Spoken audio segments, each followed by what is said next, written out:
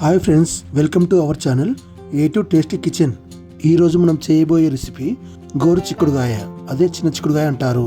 ముందుగా మనం ఈ చిక్కుడుగాయని రెండు వైపులా నార తీసి ఇలా ముక్కలు ముక్కలుగా కట్ చేసి పెట్టుకోవాలి. ఇలా కట్ చేసుకున్న తర్వాత ఈ చిక్కుడుగాయ ముక్కలను మనం ఇప్పుడు నీటితో మంచిగా శుభ్రం చేసుకొని ఒక కుక్కర్లో వేసుకుందాము.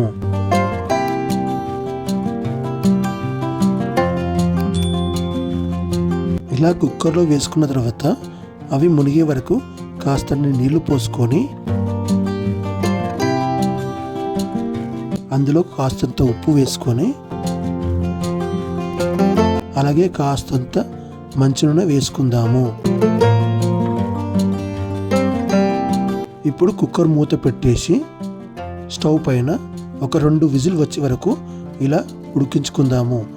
ఇలా మెత్తగా చిక్కుడుగాయ ఉడికిన తర్వాత ఉడికిన చిక్కుడుగాయతో పాటు ఆ కుక్కర్ని పక్కన పెట్టేసుకుందాము. ఇప్పుడు అదే స్టవ్ పైన ఒక బాండీని పెట్టుకొని 2 టేబుల్ స్పూన్ల మంచి నూనె వేసుకుందాము. ఈ మంచి నూనె కాస్త వేడి అయిన తర్వాత అందులో కాస్తన్ని పల్లీలు వేసుకొని అవి రంగు మారే వరకు వేయించి ఒక 3 పచ్చిమిరపకాయలు అలాగే కాస్తంత కరివేపాకు వేసుకొని కలుపుకుందాము.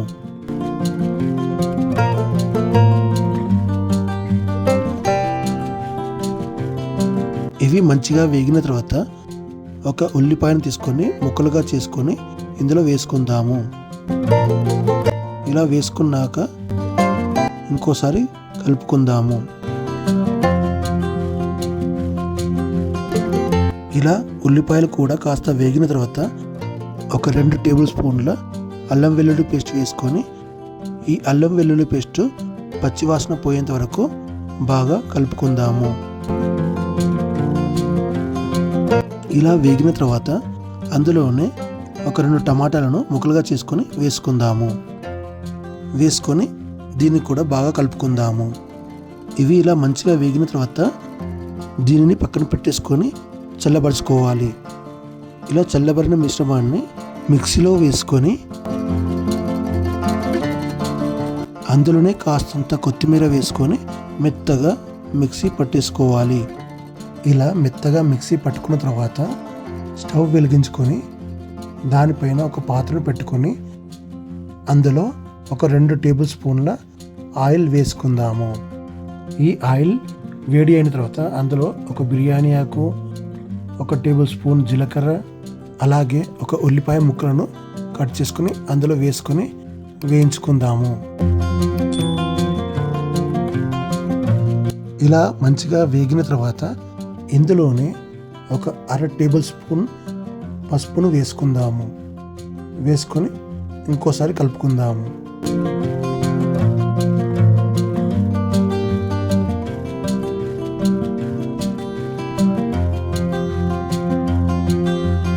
ఇది కూడా వేగిన తర్వాత మనం ముందుగా మిక్సీ పట్టుకున్న పేస్ట్ని ఇందులో వేసుకొని బాగా కలుపుకుందాము.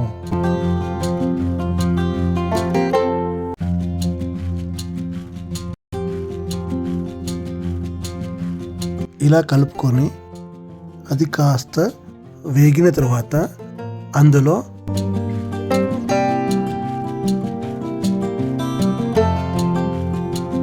ఒక టేబుల్ స్పూన్ కారం,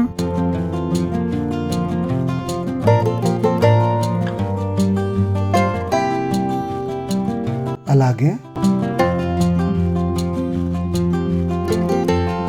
సరిపడినంత ఉప్పు వేసుకొని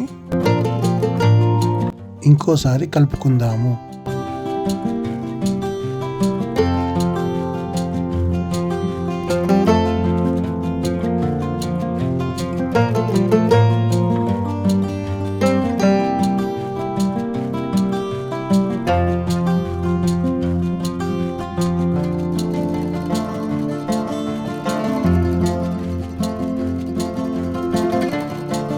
మీకు ఇంకాస్త స్పైసీగా కావాలంటే ఇందులో కాస్తంత మిరియాల పొడిని కూడా వేసుకొని కలుపుకోవచ్చు.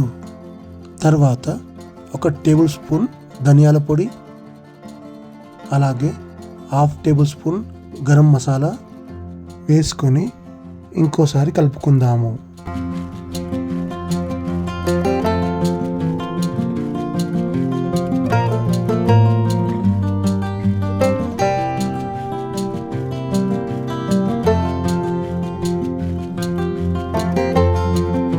ఇలా మంచిగా వేగిన తర్వాత ఇందులోనే మనం ముందుగా చిక్కుడుకాయని ఉడకబెట్టుకున్నాం కదా, ఆ మిశ్రమాన్ని నీళ్ళతో పాటుగా ఇందులో వేసుకొని ఇంకోసారి మంచిగా కలుపుకుందాము.